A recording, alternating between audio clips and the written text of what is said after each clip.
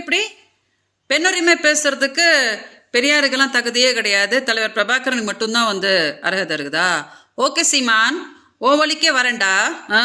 என்னோட கேஸில் வந்து உன்னை வலசரவாக்கம் ஸ்டேஷனுக்கு வர வச்சுருந்தாங்க இல்லையா? நீ கூட உன் பொண்டாட்டி கூட வந்திருந்தீங்க.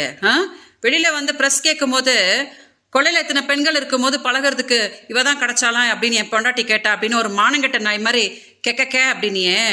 இந்த மாதிரி ஒரு பெண்ணோட வாழ்க்கையை சீரழிச்சுட்டு இந்த மாதிரி ஒரு கேடுகெட்ட பதிலை சொல்லு அப்படின்னு தலைவர் பிரபாகரன் உனக்கு சொன்னாங்களாடா? நீயே ஒரு சொறி நாய், உன்னைய வந்து என்னை தொட விட்டது நான் பண்ண பெரிய தப்பு. இதில் வந்து உன் பொண்டாட்டி பெரிய ஐஸ்வர்ய ராய் அவள் கேட்டாலாம், அதை வந்து நீ சொல்லி என்னை வந்து மானத்தை வாங்கினியே.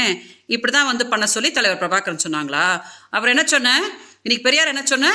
நான் இருக்கும்போது என் பொண்டாட்டி இன்னொருத்தி கூட போகிறதோ தப்பு இல்லை அப்படின்னு பெரியார் சொன்னா அப்படின்னா, நீ வந்து தலைவர் பிரபாகரோட பையனா, உன் பொண்டாட்டி வந்து மருமக தானடா? நீங்க ரெண்டு பேரும் என்ன கேடுகட்ட வேலையாடா பண்ணிட்டு இருக்கிறீங்க? உன் பொண்டாட்டி என்னடா சொல்லிட்டு இருக்கா?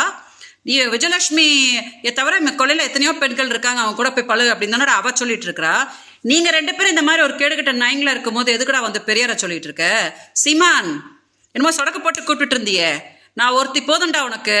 நீ உண்மையான ஆம்பளையா இருந்தா தலைவர் பிரபாகர் மேல சத்தியம் பண்ணி சொல்றா, நான் விஜயலட்சுமி வாழ்க்கையை சீரழிக்கவே இல்லை, நான் அவளோட புருஷன் கிடையாது, மாசம் 50,000 ரூபாய் கொடுக்குறேன் அப்படின்னு சொல்லி நான் அவளை துன்பப்படுத்தல அப்படின்னு சத்தியம் பண்றா பார்க்கலாம். எதுக்கடா வந்து தமிழ்நாடு மக்களோட அப்படி ஏமாத்துற?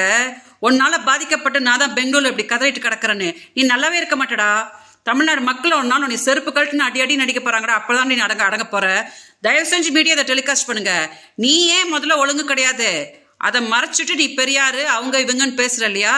அதுக்கு செருப்பால அடிதான் நீ வாங்க போற சீமான். கண்டிப்பா இது நடக்க போகுது.